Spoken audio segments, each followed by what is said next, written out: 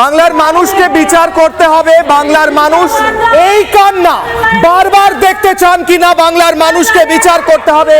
এই মায়ের কান্না আপনার পাড়ায় দেখতে চান কিনা, আপনার রাজ্যে আপনার জেলায় দেখতে চান কিনা। এই মা নিজের ছেলে হারিয়ে অজ্ঞান হয়ে পড়ছে, এই বোন নিজের ভাই হারিয়ে অজ্ঞান হয়ে যাচ্ছে, কোনো মা ভাই ছেলে হারাচ্ছে, কোনো বোন নিজের ভাইকে হারাচ্ছে। আর উল্টো দিকে রাজ্যের মুখ্যমন্ত্রী আমি জানি না কোন উৎসব পালন করছেন, যে রাজ্যে ভোটের আগে আর ভোটের পরে 56টা লাশ পড়ে, সেই রাজ্যে কিসের ভোট উৎসব? এই কান্নার শব্দ প্রতিধ্বনিত হোক বাংলার বাড়িতে বাড়িতে। আর আপনি ভাবুন আর আমরা ভাবি, এ বাংলায় ভোট হয় না ভোট হিংসা হয়?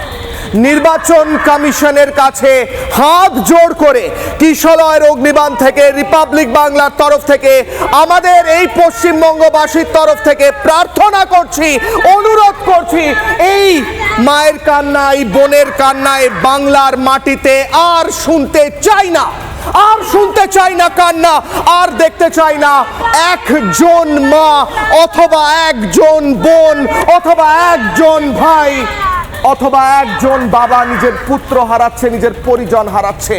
এই মায়ের কান্না আমি মনে রাখবো, আমরা মনে রাখবো, এই বোনের কান্না আমরা মনে রাখবো, এবং মনে রাখবো এই ভোটে একটা রক্তবিন্দুর হিসেব, সেই হিসেব বাংলার মানুষ নেবে।